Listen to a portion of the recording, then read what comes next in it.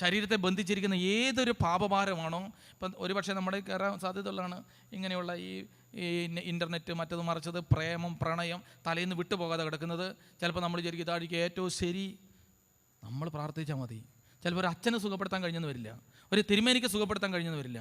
പക്ഷേ യേശുവിൻ്റെ സ്നേഹത്തിന് സുഖപ്പെടുത്താൻ കഴിയും. യെശയ്യാ 54:10 തിരുവചനം വായിച്ചേ. നിന്നോട് കരുണയുള്ള കർത്താവ് അരുളി ചെയ്യുന്നു. നിന്നോട് കരുണയുള്ള കർത്താവ് അരുളി ചെയ്യുന്നു. എങ്ങനത്തെ കർത്താവാ? എങ്ങനത്തെ കർത്താവ് പറഞ്ഞേ? കർത്താവിൻ്റെ പ്രത്യേകത എന്താ? കാരുണ്യവാനായ കർത്താവ്. നീതിമാനല്ല, നീ ചെയ്ത പാപത്തിന് അങ്ങനെ ഇങ്ങനെ എന്നാൽ പിന്നെ ശരിയാക്കാം, ഇങ്ങനത്തെ കർത്താവല്ല. കരുണയുള്ള കർത്താവ്.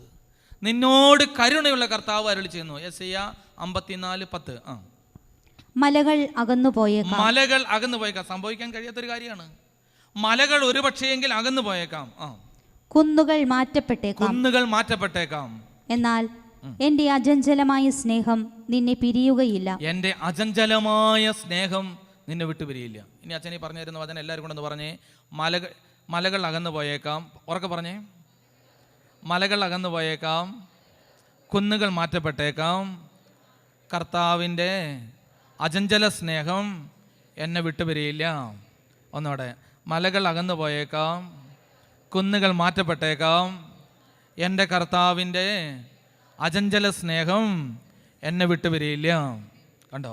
ദുഷ്ടചിന്ത, തലയ്ക്കകത്തുനിന്ന് ദുഷ്ടചിന്ത നിൻ്റെ വിളിയെ തെറ്റിക്കുന്ന ഒന്നാണ്. അപ്പം ദൈവം എന്നെ തിരഞ്ഞെടുത്തു, എന്നെ അനുഗ്രഹിക്കാൻ വിളിച്ചിരിക്കുന്നു. ഈ അനുഗ്രഹം എൻ്റെ മേൽ വരാൻ കഴിയാത്ത വിധം പാത്രം കമത്തി വെക്കുന്ന പോലത്തെ ഒരു പാപമാണ് തലയ്ക്കകത്ത് തെറ്റായ ചിന്ത ചോന്നുകൊണ്ട് നടക്കുക. ശരിയല്ലാത്ത ചിന്ത, ദുഷ്ടചിന്ത, പിശാചിൻ്റെ ചിന്ത, പിശാചിൻ്റെ പ്രേരണകൾ മുഴുവൻ തലയ്ക്കകത്ത് വെച്ചുകൊണ്ട് നടക്കുക. ഒരു ചിന്ത പിശാചിൻ്റെ പ്രേരണയാണോ എന്ന് എങ്ങനെ അറിയാം?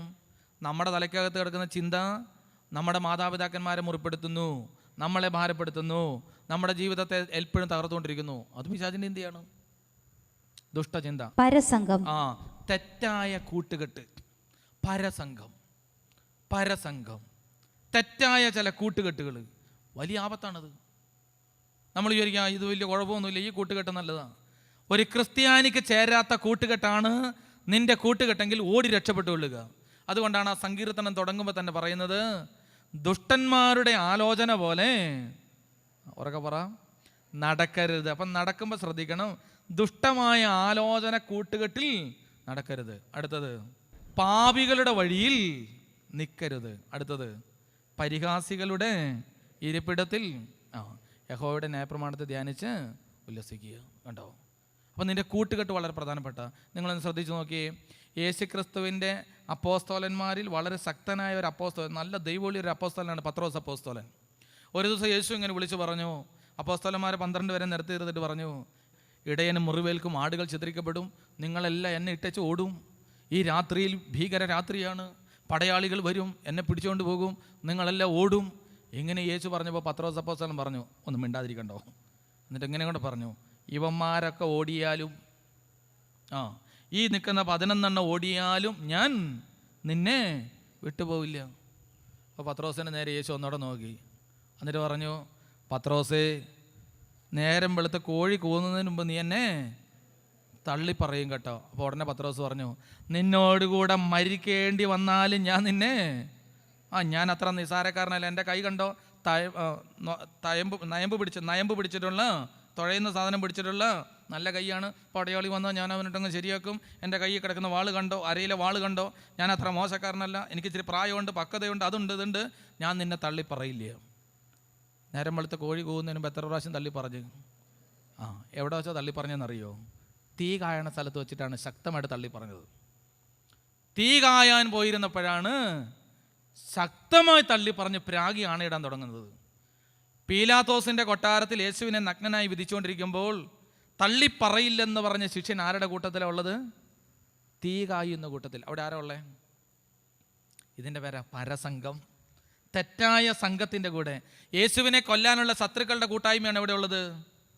പീലാത്തോസിൻ്റെ മുറ്റത്ത് തീയും കൂട്ടിയിരിക്കുന്നത്, അവരുടെ കൂട്ടത്തിൽ പോയിരിക്കുക, അവിടെ ഇരുന്നുകൊണ്ടാണ് തള്ളി പറഞ്ഞത്. അപ്പം അതുകൊണ്ട് ഓർക്കണം, നിങ്ങളുടെ ജീവിതത്തിൽ കൂട്ടുകെട്ട് തെറ്റാണെങ്കിൽ ശ്രദ്ധിച്ചുകൊള്ളുക. ഇതാ തെറ്റായ സംഘം, അത് നമ്മളെ പാപത്തിലേക്ക് നയിച്ചുകൊണ്ടിരിക്കും. മനുഷ്യൻ്റെ ഉള്ളിൽ നിന്ന്, ഹൃദയത്തിൽ നിന്ന് വരുന്ന ദുശ്ചിന്ത, പരസംഗം, മോഷണം, കൊലപാതകം, വ്യഭിചാരം, ദുരാഗ്രഹം, ദുഷ്ടത, വഞ്ചന, ഭോഗാസക്തി, അസൂയ, ദൂഷണം, അഹങ്കാരം, മൂഢത എക്സെട്ര തുടങ്ങിയവ പുറപ്പെടുന്നു. ഇത് മനുഷ്യനെ അശുദ്ധനാക്കുന്നു. മനുഷ്യനെ അശുദ്ധനാക്കുന്നു. അശുദ്ധി നിന്റെ തലയ്ക്കകത്ത് ഇരിക്കുകയാണോ, ഒരിക്കലും അനുഗ്രഹം കിട്ടുമെന്ന് വിചാരിക്കരുത്. ആ അനുഗ്രഹം അവകാശമുള്ള മക്കളാണ്, ദൈവാനുഗ്രഹത്തിൽ ജീവിക്കേണ്ട ആളുകളാണ്. നമ്മുടെ ശരീരത്തെ ദൈവം അനുഗ്രഹിച്ചാലുണ്ടല്ലോ, ഞാനൊരു പ്രോസ്പെരിറ്റി പ്രസംഗിക്കുകയല്ല, ഞാൻ എൻ്റെ ഒരു അനുഭവം പ്രസംഗിക്കുകയാണ്. ഞാനൊരു ഇല്ലാത്തൊരു സുവിശേഷം പറയുകയല്ല, ഞാൻ പറിച്ചു തരുന്നൊരു ഫലം പ്രസംഗിക്കുകയാണ്. നാം ദൈവത്തിന് മുമ്പാകെ കാഴ്ചവെച്ച് കൊടുത്താലുണ്ടല്ലോ, നമ്മുടെ ശരീരം എങ്ങനത്തെ വീട്ടിൽ താമസിക്കണമെന്ന് ദൈവം തീരുമാനിക്കും. ഒരു ഹല്ലേലൂയ പറ, ഒന്ന് ഉറക്കെ പറ. ഞാൻ പറഞ്ഞൊരു വലിയ സത്യമാണ്. ദൈവത്തെ മാനിക്കുന്നവൻ്റെ ശരീരം ഏത് വീട്ടിലിരിക്കണം, ദൈവത്തെ മാനിക്കുന്നവൻ്റെ ശരീരത്തിൽ എങ്ങനത്തെ വസ്ത്രം ഇടണം, അവൻ എങ്ങനത്തെ വാഹനത്തിൽ യാത്ര ചെയ്യണം, അവൻ ആരുടെ കൂടെ താമസിക്കണം, അവൻ എത്ര നാൾ താമസിക്കണം, അവൻ എങ്ങനെ ജീവിക്കണം, ദൈവം തീരുമാനിക്കും. പിശാചല്ല പിന്നെ നമ്മുടെ ഉടയവൻ. ദൈവം നമ്മുടെ പിതാവായി മാറും, നമ്മൾ മക്കളായി മാറും. മക്കളെങ്കിൽ അവകാശികളായി മാറും. അതുകൊണ്ട് നമ്മൾ ഓർക്കുക, അനുഗ്രഹം നമ്മുടെ അവകാശമാണ്. നാം ദൈവത്താൽ അനുഗ്രഹിക്കപ്പെടാനുള്ളവരാണ്. നിങ്ങൾ സ്കൂളിൽ പഠിച്ചുകൊണ്ടിരിക്കുകയാണോ, കോളേജിൽ പഠിക്കുകയാണോ, ഈ പഠനം നിങ്ങൾക്ക് ദൈവം ഒരു അനുഗ്രഹമാക്കി മാറ്റും. ദൈവത്തിൽ ആശ്രയിച്ച് തുടങ്ങിയതാ. ഈ പഠനം, അതിൻ്റെ ജ്ഞാനം കൊണ്ട് ദൈവം നിങ്ങളെ അനുഗ്രഹിക്കും. സ്കൂളിൽ ഒന്നാമനാകുന്നതൊന്നുമല്ല അനുഗ്രഹം എന്ന് പറയുന്നത്. ഇപ്പോൾ എൻ്റെ ക്ലാസ്സിൽ പഠിച്ച 1ാം റാങ്ക് കിട്ടിയ പല പിള്ളേരുണ്ട്. അവരിന്ന് ചെറിയ ജോലിയൊക്കെ ചെയ്ത് ചിലർ ജീവിക്കുന്നുണ്ട്, ചിലരെങ്ങും എത്തിയിട്ടില്ല. എന്നാൽ ഇതാ, അന്നും ദൈവത്തെ മഹത്വപ്പെടുത്തി നടന്ന ചില മക്കളുടെ വിജയമുണ്ട്. ഞാൻ എൻ്റെ ഒരു കൂട്ടുകാരൻ്റെ അനുഭവം പറയാം. ചില ദൈവോലിയുടെ പ്രത്യേകത, ഞങ്ങൾ 3 കൂട്ടുകാരായിരുന്നു ഉണ്ടായിരുന്നത്. ഞങ്ങൾ 3 പേരും കൂടി തെറ്റില്ലാതെ ജീവിക്കുന്നു. ഞങ്ങളുടെ കൂട്ടത്തിലുള്ള ഒരാൾ ഒരു ടീച്ചറുടെ മകനാണ്. അവൻ്റെ അപ്പനും അമ്മയും ടീച്ചേഴ്സാണ്. അവന് നല്ല ഓർമ്മശക്തിയും അറിവും ജ്ഞാനും ഒക്കെ. സ്കൂളിൽ ഒരു ഒറ്റ പ്രാവശ്യം ക്ലാസ് എടുത്താൽ മതി, അവൻ അതുപോലെ മനസ്സിലാകും. ഞങ്ങൾ 2 പേരും, ഞാനൊരു ആവറേജ് എന്തെങ്കിലും പറയാം, മറ്റേ പുള്ളിക്കാരന് ബിലോ ആവറേജ്, ഒന്നും മനസ്സിലാവില്ല അതിന്. അങ്ങനെ 10ാം ക്ലാസ്സൊക്കെ കഴിഞ്ഞ് 10ാം ക്ലാസ് പരീക്ഷ എഴുതി കഴിഞ്ഞപ്പം ഒട്ടും പഠിക്കാത്ത എൻ്റെ കൂട്ടുകാരൻ്റെ അപ്പച്ചനും എൻ്റെ അപ്പച്ചനും അവരിച്ചിരി നല്ല സുഹൃത്തുക്കളാണ്. അവർ നോക്കിയിട്ട് പറഞ്ഞു, ഇവന്മാരെ പഠിക്കാൻ വിട്ടിട്ടൊന്നും വലിയ കാര്യമുണ്ടെന്ന് തോന്നണില്ല, ഇവന്മാരുടെ പഠിത്തമൊന്നും അത്ര നന്നാവും തോന്നണില്ല, എങ്കിലും പേടിപ്പിക്കും. അന്നത്തെ കാലത്ത് ഇന്നത്തെ പോലെയല്ല, വടിയൊക്കെ എടുത്ത് കഴിഞ്ഞാൽ പിച്ചാത്തിയൊക്കെ എടുത്ത് വെച്ചാൽ തോറ്റിട്ട് വന്നാൽ ശരിയാക്കും എന്നൊക്കെ പറഞ്ഞ് നമ്മളെ പഠിപ്പിക്കുന്നത്. അന്ന് മെയ് 27-നാണ് 10ാം ക്ലാസ്സിൽ റിസൾട്ട് വരുന്നത്. ഒരു മെയ് മാസം ആദ്യമായപ്പം എൻ്റെ അപ്പൻ എൻ്റെ കയ്യിൽ ഒരു 10 രൂപ എടുത്തു തന്നു. എൻ്റെ കൂട്ടുകാരൻ്റെ അപ്പൻ, പഠിക്കാത്ത കൂട്ടുകാരൻ്റെ അപ്പൻ, അവൻ്റെ കയ്യിലും ഒരു 10 രൂപ കൊടുത്തു. മിച്ചർ വാങ്ങി തിന്നാനല്ല. 10ാം ക്ലാസ്സിലെ റിസൾട്ട് വന്നിട്ട് തോറ്റു എന്നറിഞ്ഞാൽ ഇനി വീട്ടിലേക്ക് വരണ്ട, ഈ 10 രൂപ കുടുംബസ്വത്താണ്, ഏതിലെങ്കിലും പൊക്കൊള്ളുക, ഇനി ഇങ്ങോട്ട് വരണ്ട. പ്രിയപ്പെട്ടവരെ, ഞാനും ആ കൂട്ടുകാരനും 10 രൂപയ്ക്ക് അന്നത്തെ കാലത്ത് എന്തോരം മെഴുകുതിരി കിട്ടുമോ അത്രയും മെഴുകുതിരി ഞങ്ങളുടെ നാട്ടിലുള്ള മുഴുവൻ കുരിശൻ തൊട്ടി കൂടെ കൊണ്ട് കത്തിച്ചു. അപ്പോൾ ഞങ്ങളുടെ നാട്ടിൽ ആ നാളുകൾ കുരിശൻ തൊട്ടികൾക്കൊക്കെ നല്ല അനുഗ്രഹമായിരുന്നു. കാരണം ഞങ്ങൾ അന്നൊക്കെ ഒരു മെഴുകുതിരിക്ക് 10 പൈസ കണ്ടുള്ളൂ. 10 രൂപയ്ക്ക് ഇഷ്ടംമാതിരി മെഴുകുതിരി, പീക്കിരി മെഴുകുതിരി കിട്ടും. എല്ലാ കുരിശൻ തൊട്ടി കൊണ്ട് കത്തിക്കുക. എൻ്റെ പുണ്യാള, എൻ്റെ ബാവായ, എൻ്റെ സെബസ്റ്റ്യാനോസെ, എല്ലാ പുണ്യവാന്മാരുടെ പേരും പറഞ്ഞൊന്ന് ജയിപ്പിക്കണമെന്ന് പറഞ്ഞു. ഈ ടീച്ചർമാരുടെ മകൻ, അവന് നല്ല ഉറപ്പുണ്ട് അവൻ ജയിക്കുന്നുള്ളത്. ഇതാ റിസൾട്ട് വന്നു, അവന് ഡിസ്റ്റിങ്ഷൻ മാർക്ക്. മെഴുകുതിരി കത്തിച്ചുകൊണ്ട് മാത്രമാണെന്ന് തോന്നുന്നു ഞാൻ ജയിച്ചു. മറ്റേ പുള്ളിക്കാരൻ മെഴുകുതിരി കത്തിച്ചതിൻ്റെ അനുഗ്രഹം എനിക്ക് കിട്ടി, അവൻ തോറ്റു. ആ പുള്ളി തോറ്റു, ഞാൻ കഷ്ടി ജയിച്ചു. മറ്റേ കൂട്ടുകാരൻ നല്ല മാർക്ക്. അവൻ്റെ അപ്പനും അമ്മയും അവനെ ഇതാ കോഴിക്കോട് ഒരു സ്ഥലത്ത് പഠിപ്പിക്കാൻ വിട്ടു, ഒരു കോളേജിൽ. അവനവിടെ പഠിച്ചു. ഞാനവിടെ പ്രീ ഡിഗ്രിക്ക് ബത്തേരിയിലൊരു കോളേജിൽ പോകാൻ തുടങ്ങി. 10ാം ക്ലാസ്സിൽ തോറ്റ സഹോദരന് ഒരു കുഴപ്പം പറ്റി. അവൻ്റെ അപ്പൻ അവനെ വിളിച്ചിട്ട് പറഞ്ഞു, മോനെ, ഇനി നിന്നെ പഠിപ്പിക്കാനുള്ള ശേഷി എനിക്കില്ല. നിൻ്റെ താഴെ പിള്ളേരുണ്ട്, നമുക്ക് 5-6 ഏക്കർ സ്ഥലമൊക്കെ ഉണ്ട്, നീ കൃഷി കാര്യങ്ങളിൽ ഇടപെട്ട് ജീവിച്ചുകൊള്ളുക, ഇനി പഠിക്കേണ്ട. അവൻ്റെ ഉള്ളിലൊരു സന്തോഷം തോന്നിയെന്ന് എനിക്ക് തോന്നണേ. എങ്കിലും അവൻ്റെ അപ്പം പറഞ്ഞു, നീ ഇനി പഠിക്കുകയൊന്നും വേണ്ട, ഞാൻ നിനക്ക് 2 പോത്തിനെ വാങ്ങി തരാം. പോത്തെന്നൊക്കെ പറഞ്ഞാൽ എന്തെന്ന് മനസ്സിലാവുമോ? തിന്നണ സാധനമല്ല. തിന്നുന്നതിനും അതിനെക്കൊണ്ട് അന്നത്തെ കാലത്ത് അവിടെ ജോലിയൊക്കെ ഉണ്ട്. ഒഴുകാനൊക്കെ ഈ കണ്ടം പൂട്ടാനൊക്കെ പോത്താണ് ഉള്ളത്. 2 പോത്തിനെ വാങ്ങി തരാം. ഈ പോത്തിനെ കൊണ്ട് നെൽപ്പാടങ്ങളൊക്കെ പൂട്ടാൻ പോയാൽ അന്നത്തെ കാലത്ത് കുറച്ച് പൈസ കിട്ടും, നീ ആ കാര്യങ്ങളിൽ ഏർപ്പെടുക. എന്നിട്ട് അവൻ്റെ അപ്പൻ അവനോട് പറഞ്ഞു, ഞാൻ നിന്നെ ഇങ്ങനെ ഒരു മേഖലയിലേക്ക് വിടുകയാണ്, നീ പള്ളിയിൽ അച്ഛൻ്റെ അടുത്ത് നിന്നിട്ട് പറയണം, അച്ഛ എന്നെ ഒന്ന് അനുഗ്രഹിക്കണം, ഞാൻ പോത്തിനെ വാങ്ങി കൃഷി തുടങ്ങുകയാണ്, ഒന്ന് അനുഗ്രഹിക്കാൻ വേണ്ടി പോയി പ്രാർത്ഥിക്കാൻ പറഞ്ഞു. ഇവൻ അച്ഛൻ്റെ അടുത്ത് ചെന്നപ്പം അച്ഛൻ ഇവൻ എടുത്തിട്ട് അടിച്ചു. കാരണം ഏതെങ്കിലും അച്ഛന്മാരുടെ അടുത്ത് ആരെങ്കിലും വന്ന് പറയും, ഞാൻ പോത്തിനെ നോക്കാൻ പോകുന്നു, പ്രാർത്ഥിക്കാൻ ആരെങ്കിലും പറഞ്ഞു കേട്ടിട്ടുണ്ടോ?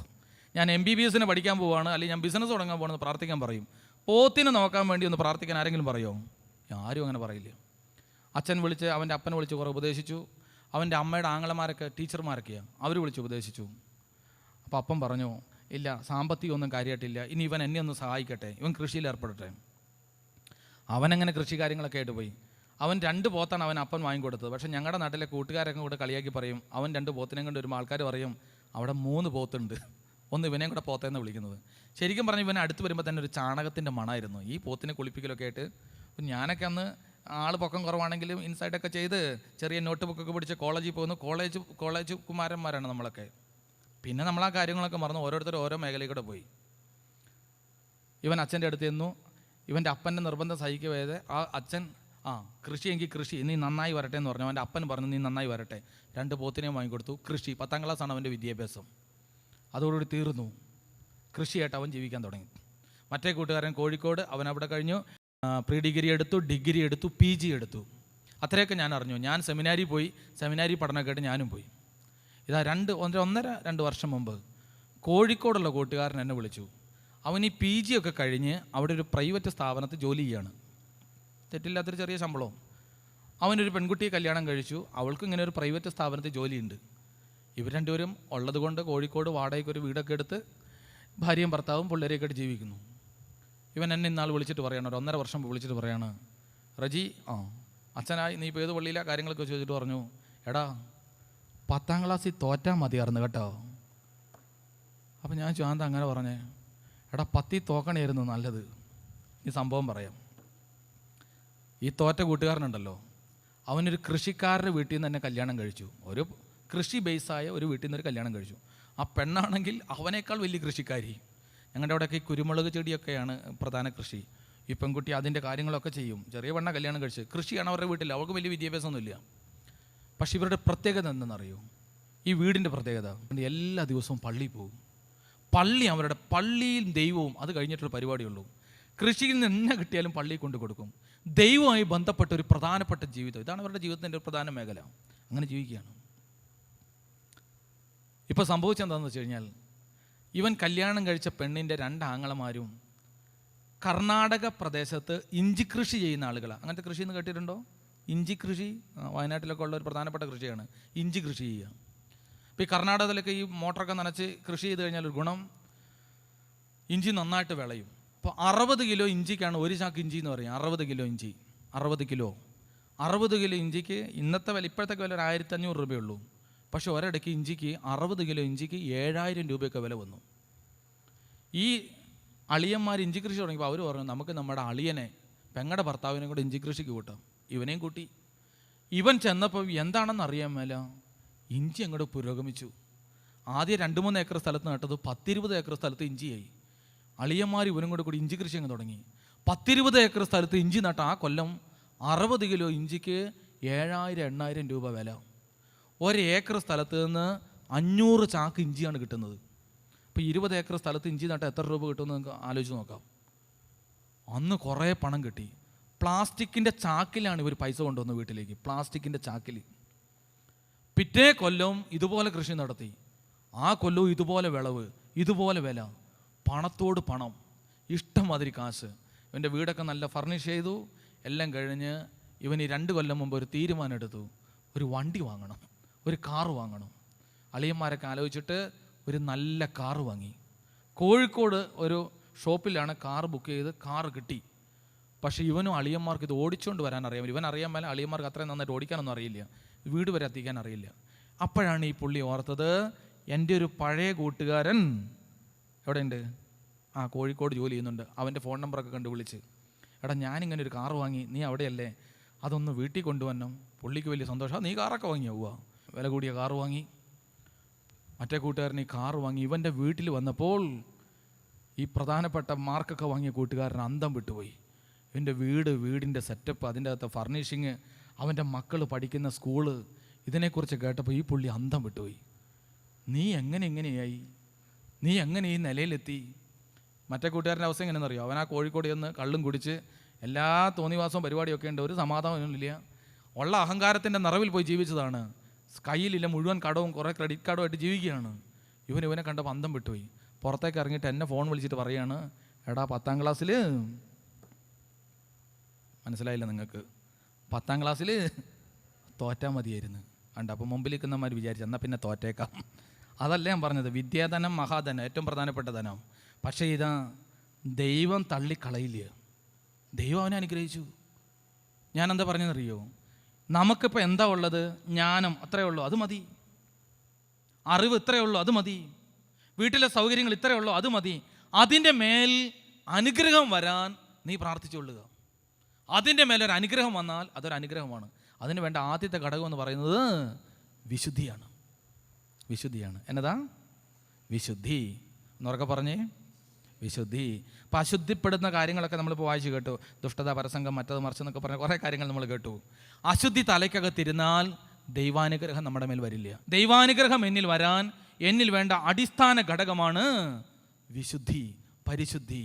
ദൈവത്തിൻ്റെ പരിശുദ്ധി എന്നിൽ പകരാൻ എൻ്റെ ജീവിതത്തെ കർത്താവിന് കാഴ്ചവെക്കുക, വിശുദ്ധീകരിക്കപ്പെടുക. ശരി, എവിടെ നിന്നാണ് ഈ വിശുദ്ധി നമുക്ക് കിട്ടുക? ഇപ്പം ദൈവവിളിയിൽ ജീവിക്കുന്ന നമുക്ക് വിശുദ്ധിയോടുകൂടി ജീവിക്കണം. ചിന്തിച്ചു നോക്കി, എവിടെ നിന്നാണ് ഈ വിശുദ്ധി കിട്ടുക?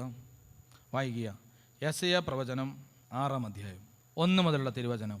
വിശുദ്ധി എവിടെ നിന്നാ വരണേന്ന് ബൈബിൾ നമ്മളെ പഠിപ്പിക്കുകയാണ്. ഉസിയ രാജാവ് മരിച്ച വർഷം കർത്താവ് ഉന്നതമായ ഒരു സിംഹാസനത്തിൽ ഉപവിഷ്ടനായിരിക്കുന്നു. ഇതാ ഒന്ന് ശ്രദ്ധിച്ചു കേട്ടെ. ഉസിയ രാജാവ് മരിച്ച വർഷം എൻ്റെ കർത്താവ് ഉന്നതമായ ഒരു സിംഹാസനത്തിൽ ഇരിക്കുന്നത് ഞാൻ കണ്ടു. നീ ഒന്ന് ശ്രദ്ധിച്ചേ. എപ്പോഴാണ് കർത്താവ് ഉന്നതമായ സിംഹാസനത്തിൽ ഇരിക്കുന്നത് യെശയ്യാ പ്രവാചകൻ കണ്ടത്? ഉറക്കെ പറ, ഒന്നോട് ഉറക്കെ പറ. ഉസിയ രാജാവ് മരിച്ചപ്പോഴാണ് കർത്താവ് സിംഹാസനത്തിൽ ഇരിക്കുന്ന യെശയ്യാ പ്രവാചകൻ കണ്ടത്. അപ്പം ഞാനൊരു ചോദ്യം ചോദിക്കാം. ഉസിയ രാജാവ് മരിക്കുന്നതിന് മുമ്പ് കർത്താവ് എവിടെ ഇരുന്നപ്പം? കർത്താവ് അവിടെ തന്നെയാണ് ഇരുന്നത്.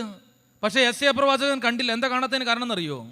പ്രിയപ്പെട്ടവരെ, ആ കാലഘട്ടത്തിൽ രാജാവും പ്രവാചകനും തമ്മിൽ വലിയ ബന്ധമായിരുന്നു. പലപ്പോഴും നമ്മൾ ഈ പഴയ നിയമം പഠിക്കുമ്പോൾ കണ്ടിട്ടുണ്ട്, രാജാവും പ്രവാചകനും തമ്മിൽ ശത്രുതയാണ്. ഏലിയ പ്രവാചകനും ആഹാബ് രാജാവും വലിയ ശത്രുതയാണ്.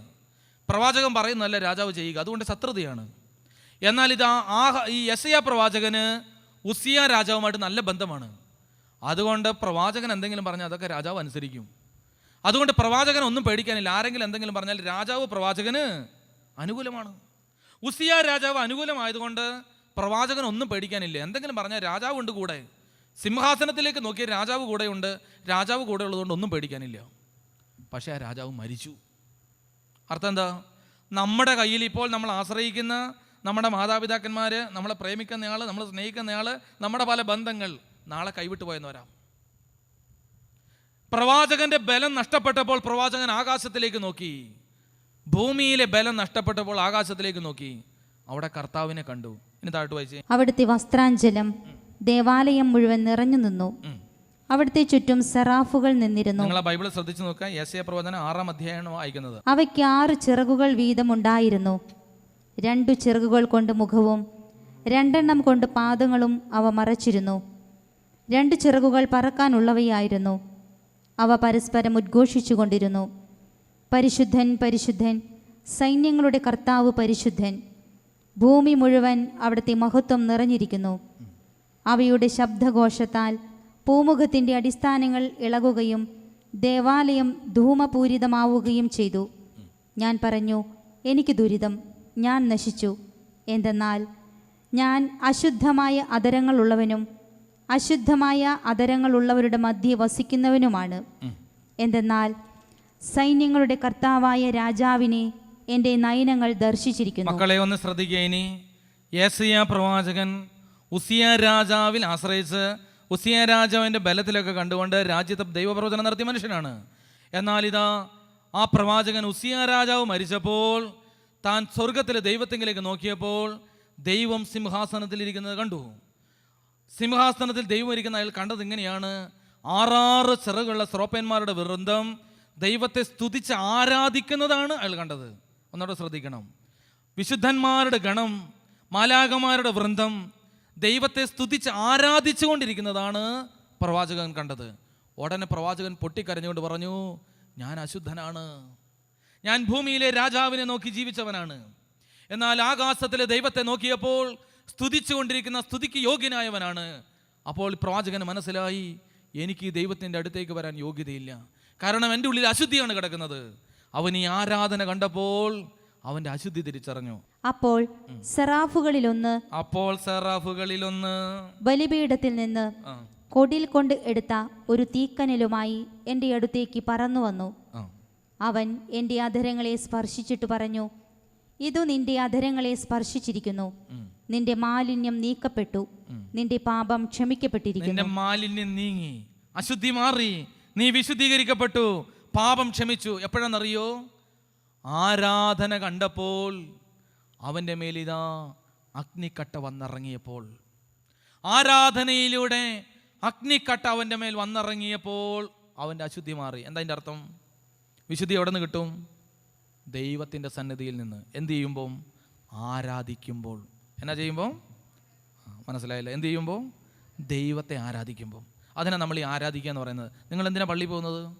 പള്ളിയിൽ പോകുന്നത് നിങ്ങളുടെ ജീവിതത്തിൽ എന്തെങ്കിലും കാര്യം നടക്കാനല്ല, ദൈവത്തെ ആരാധിക്കാൻ. എന്തിനാ ആരാധിക്കുന്നത്? ദൈവത്തിൻ്റെ പരിശുദ്ധി നമ്മളിലേക്ക് ഒഴുകാൻ. ദൈവത്തിൻ്റെ പരിശുദ്ധി നമ്മളിലേക്ക് ഒഴുകി വരുന്നത് ആരാധനയിലൂടെയാണ്, സ്തുതിയിലൂടെയാണ്. അതുകൊണ്ട് നമ്മൾ എപ്പോഴും പറയും, ദൈവത്തെ സ്തുതിക്കുക. ദൈവത്തെ സ്തുതിച്ച്, ദൈവത്തെ വന്ദിച്ച്, ദൈവത്തെ മഹത്വപ്പെടുത്തിക്കൊണ്ടിരുന്നപ്പോൾ പാപം ഒഴുകിപ്പോയി, പാപം ക്ഷമിക്കപ്പെട്ടു, അശുദ്ധി മാറിപ്പോയി. അതുകൊണ്ട് ഓർക്കുക, നമ്മൾ വിശുദ്ധീകരിക്കപ്പെടാനുള്ള വളരെ പ്രധാനപ്പെട്ട ഒരു ഭാഗമാണ് ദൈവസ്തുതി, ദൈവാരാധന. അതുകൊണ്ട് നമ്മൾ കൈകൊട്ടി പാടാനൊക്കെ പറഞ്ഞ് നിർബന്ധിക്കുന്നത്. പാടുക, സ്തുതിക്കുക, ആരാധിക്കുക. ദൈവാരാധനയിലേക്ക് നമുക്ക് പങ്കാളിത്തം കിട്ടുമ്പോൾ മാലാഖമാർ നമ്മളെ അഗ്നിക്കൊടിൽ കൊണ്ട് തൊടും. ഇനി നിങ്ങളൊന്ന് ശ്രദ്ധിച്ച് നോക്കിയേ, മാലാഖ അഗ്നിക്കൊടിൽ കൊണ്ടാണ് തീക്കട്ടെടുത്തത്. എന്തുകൊണ്ടാണ് കൈ കൊണ്ടെടുക്കാഞ്ഞത്? കൈ കൊണ്ടെടുത്താൽ മാലാഖയ്ക്ക് പോലും പൊള്ളും. മാലാഖയ്ക്ക് പോലും പൊള്ളുന്ന തീക്കട്ട അഗ്നിക്കൊടിൽ കൊണ്ടെടുത്ത് യേശയ്യാ പ്രവാചകൻ്റെ അടുത്ത് കൊണ്ടുവന്നിട്ട് എവിടെ തൊട്ടു? ചുണ്ടിൽ തൊട്ടു. നമ്മുടെ ശരീരത്തിലെ ഏറ്റവും സോഫ്റ്റായൊരു സ്ഥലം ഏതാ? ചുണ്ടാണ്. എത്ര സോഫ്റ്റാണ് ചുണ്ട്! നമ്മുടെ ഉള്ളം കൈയിലൊക്കെ ചിലപ്പോൾ നമ്മുടെ അമ്മച്ചിമാരൊക്കെ തീക്കട്ടെടുത്ത് കളിക്കുന്ന നമ്മൾ കണ്ടിട്ടുണ്ട് അല്ലേ? ഈ അടുപ്പിൽ നിന്ന് തീക്കട്ടെടുത്തിട്ട് അപ്പുറത്തേക്ക് ഒരൊറ്റ ഏറൊക്കെ കൊടുക്കുന്ന കണ്ടിട്ടുണ്ട്. എന്നാൽ പിന്നെ ഏതെങ്കിലും അമ്മമാർ ചുണ്ട് കൊണ്ട് കടിച്ച് അപ്പുറത്തേക്ക് ഇടുന്ന കണ്ടിട്ടുണ്ടോ? ഇല്ലയോ? ചുണ്ട് അത്ര സോഫ്റ്റാണ്. പക്ഷേ ഇതാ ഈ അഗ്നിക്കട്ട യേശയ്യാ പ്രവാചകന്റെ ചുണ്ടിലാണ് തൊട്ടത്. ഏതാണ് ഈ അഗ്നിക്കട്ട?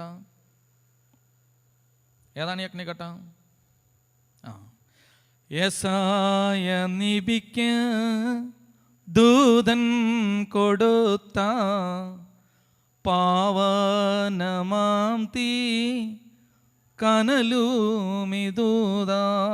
ഈ പാട്ട് കേട്ടിട്ടുണ്ടോ? പെസഹായ്ക്ക് ഏത് സമയത്ത്? ആ വിശുദ്ധ കുർബാന കൊടുക്കുമ്പോൾ ഒരു ഗോതമ്പപ്പം എടുത്തു കൊടുക്കുമ്പോൾ പാടുകയാണ്, ഇത് തീക്കട്ടയാണ്. ആരാ ഈ ഗോതമ്പപ്പം? ഈ ഗോതമ്പപ്പം ആരാണ്? രഹസ്യം ഉടയോനരുളി രഹസ്യമെനിക്കും. ഇതൊരു രഹസ്യമാണ്, പരസ്യപ്പെടുത്താൻ പറ്റാത്ത ഒരു ശക്തിയാണ്. ഇതൊരു രഹസ്യമാണ്, ആർക്കും മനസ്സിലാകില്ല. രഹസ്യമാണ്, ദൈവമാണത്. അപ്പൊ ദൈവത്തെ സ്വീകരിക്കുമ്പോഴാണ് എന്ത് മാറിപ്പോകുന്നത്? അശുദ്ധി മാറിപ്പോകുന്നത്. കണ്ടോ? അപ്പോൾ നമ്മൾ കുറച്ചു നേരം ശ്രദ്ധിച്ചു. പല കാര്യങ്ങൾ നമ്മുടെ ഉള്ളിൽ നിന്ന്, ഹൃദയത്തിൽ നിന്ന് പുറത്തേക്ക് വന്ന് നമ്മൾ അശുദ്ധപ്പെടുത്തും. അപ്പോൾ നമ്മുടെ ഇന്ദ്രിയങ്ങളിലൂടെ കയറി വരുന്ന കുറേ സാധനങ്ങൾ നമ്മുടെ തലയ്ക്കകത്ത് കിടന്ന് നമ്മൾ അശുദ്ധപ്പെടുത്തും. എന്നാൽ ഇതാ അധരത്തിൽ സ്തുതിയും സ്തോത്രവുമായിട്ട് യേശു ക്രിസ്തുവിനെ നമ്മൾ സ്വീകരിക്കാൻ തുടങ്ങുമ്പോൾ പാപം മാറും, മാലിന്യം മാറും, വിശുദ്ധി കടന്നു വരും. വിശുദ്ധിയാണ് അനുഗ്രഹിക്കപ്പെടാനുള്ള അടിസ്ഥാന ഘടകം. അപ്പോൾ ദൈവവിളിയിലെ ഒരു ഭാഗം നമ്മൾ ചിന്തിച്ചു. ദൈവം എന്നെ വിളിച്ചത് അനുഗ്രഹിക്കപ്പെടാനാണ്. ദൈവം അബ്രഹാമിനെ വിളിച്ച് വേർതിരിച്ചിട്ട് പറഞ്ഞു, നീ ഒരു അനുഗ്രഹമായിരിക്കും, നീ മുഖാന്തരം ഈ ഭൂമുഖം മുഴുവൻ അനുഗ്രഹിക്കപ്പെടും. ഈ കസേരകളിലിരിക്കുന്ന ഓരോ മക്കളെയും ഇന്ന് ദൈവം വിളിച്ചിട്ട് പറയാണ്, നിന്നെ ഞാൻ വിളിച്ചത് അനുഗ്രഹിക്കാനാണ്, നീ ഒരു അനുഗ്രഹമായിരിക്കും, നീ മുഖാന്തരം നിന്റെ ചുറ്റുപാട്, നിന്റെ അപ്പൻ, നിന്റെ അമ്മ, നിന്റെ സഹോദരൻ, നിന്റെ ഇടവക, നിന്റെ അയൽവക്കം, നീ മുഖാന്തരം അനുഗ്രഹിക്കപ്പെടും. നീ പാപം ചെയ്ത് നോക്കി, ഈ ചുറ്റുപാട് മുഴുവൻ ശപിക്കപ്പെടുകയും ചെയ്യും. നാം വിശുദ്ധീകരിക്കപ്പെട്ട് കഴിഞ്ഞാലോ? ദൈവം പറയാണ്, ആദമിനോട് പറഞ്ഞു, നീ മുഖാന്തരം ഭൂമി ശപിക്കപ്പെട്ടിരിക്കുന്നു. അല്ലേ? അങ്ങനെയല്ലേ പറഞ്ഞേ? നീ മുഖാന്തരം ഭൂമി ശപിക്കപ്പെട്ടിരിക്കുന്നു. മോശ ദൈവസന്നിധിയിലേക്ക് തീക്കനലിൻ്റെ അടുത്തേക്ക് ദൈവം എന്താ പറഞ്ഞേ? നീ നിൽക്കുന്ന സ്ഥലം വിശുദ്ധമാണ്. കണ്ടോ? അപ്പോൾ ഒരുത്തൻ നിൽക്കുന്ന സ്ഥലം വിശുദ്ധമാണ്, ഒരുത്തൻ നിൽക്കുന്ന സ്ഥലം നിങ്ങൾ തീരുമാനിച്ചുകൊള്ളുക. നിങ്ങൾ താമസിക്കുന്ന വീട്, നിൻ്റെ അപ്പൻ, നിൻ്റെ അമ്മ, നിൻ്റെ സഹോദരൻ, നിൻ്റെ ചുറ്റുപാട് വിശുദ്ധീകരിക്കപ്പെടണോ ശപിക്കപ്പെടണോ നീ തീരുമാനിക്കുക. മോശയോട് പറഞ്ഞു, നീ നിന്നാൽ മതി, ഈ സ്ഥലം മുഴുവൻ വിശുദ്ധീകരിക്കപ്പെട്ടിരിക്കുന്നു. ആദമിനോട് ഇത് മുഴുവൻ ശപിക്കപ്പെട്ടിരിക്കുന്നു. അപ്പം മക്കളെ ഓർക്കണം, ദൈവാനുഗ്രഹം വാങ്ങേണ്ടവരാണ്. അപ്പം നമ്മൾ ദൈവവള്ളിയുടെ ഒരു ഭാഗം ഇങ്ങനെ ധ്യാനിച്ച് അവസാനിപ്പിക്കുകയാണ്. ഇതാ, വിശുദ്ധി കൂടാതെ ആർക്കും ദൈവത്തെ പ്രസാദിപ്പിക്കാൻ കഴിയില്ല. അശുദ്ധി എൻ്റെ ശരീരത്തിലുണ്ടെങ്കിൽ ഞാൻ എൻ്റെ ദൈവത്തെ വിളിച്ചപേക്ഷിക്കുക. എൻ്റെ ദൈവവിളി അനുഗ്രഹിക്കപ്പെടാനുള്ള വിളിയാണ്. ഞാൻ ദൈവത്താൽ അനുഗ്രഹിക്കപ്പെടുന്ന ഒരു മകനാണ്, മകളാണ്, അതിന് സംശയമില്ല. കണ്ണുകളടയ്ക്കുക, ഹൃദയം കൊണ്ട് പ്രാർത്ഥിക്കുക. വിശുദ്ധിയാണ് ദൈവാനുഗ്രഹം നമ്മുടെ മേൽ വരാനുള്ള പ്രധാനപ്പെട്ട ഘടകം. ഈ ധ്യാനത്തിലിരുന്ന് പങ്കെടുക്കുമ്പം നമ്മൾ നോക്കി മനുഷ്യർ പറയണം, ഇതാ ദൈവത്താൽ അനുഗ്രഹിക്കപ്പെട്ട മകൻ, മകൾ. എൻ്റെ ദൈവമേ, വചനം കൊണ്ട് വിശുദ്ധീകരിച്ച് എന്നെ അവിടെ നിന്ന് അനുഗ്രഹിക്കണമേ. ദൈവത്താൽ അനുഗ്രഹിക്കപ്പെട്ടവനെന്ന് പറയുവാൻ എന്നെ അവിടെ നിന്ന് യോഗ്യതയുള്ളതാക്കണമേ. ഓരോരുത്തരും പ്രാർത്ഥിച്ചേ, എന്നെ അനുഗ്രഹിക്കണമേ. പ്രാർത്ഥിക്കുക, എൻ്റെ യേശുവേ എന്നെ അനുഗ്രഹിക്കണമേ. എൻ്റെ ഉള്ളിൽ കിടക്കുന്ന എല്ലാ പാപവും ഒരു നല്ല കുമ്പസാരത്തിലൂടെ ഏറ്റുപറഞ്ഞ് ഒരു ദൈവാനുഗ്രഹമുള്ളതായി തീരാൻ എന്നെ ഒന്ന് സഹായിക്കണമേ. മനസ്സുകൊണ്ട് പ്രാർത്ഥിക്കുക. ദൈവം തന്നിട്ടുള്ള നന്മകളെ ഓർക്ക്. അപ്പനെ തന്നതിനെ പ്രാർത്ഥിക്കുക, ചിലപ്പം മദ്യപാനിയായിരിക്കാം. അമ്മയെ തന്നതിന് പ്രാർത്ഥിക്കുക, ചിലപ്പം മോശക്കാരിയായിരിക്കാം. സഹോദരങ്ങളെ തന്നതിന് പ്രാർത്ഥിക്കുക, ചിലപ്പോൾ കുറ്റപ്പെടുത്തുന്നവരായിരിക്കാം. ചുറ്റുപാടുകളെ തന്നതിനെ ഓർത്ത് പ്രാർത്ഥിക്കുക, ചിലപ്പോൾ വേദനിപ്പിക്കുന്ന ചുറ്റുപാടുകളായിരിക്കാം. വീട് തന്നതിനെ ഓർത്ത് പ്രാർത്ഥിക്കുക, ചിലപ്പോൾ തകർന്ന വീടായിരിക്കാം. അവസ്ഥകൾ വളരെ മോശമായിരിക്കാം. പക്ഷെ ദൈവത്തിനൊന്നും സാധ്യമല്ല. ദൈവം അതെല്ലാം തകിടം മറിച്ച് നിന്നെ അനുഗ്രഹിക്കും. യേശുവേ എന്നെ അനുഗ്രഹിക്കണമേ. എൻ്റെ ദൈവവിളി അനുഗ്രഹമായി തീരണമേ. എന്നെ പരിശുദ്ധാത്മാവിൽ നിറയ്ക്കണമേ.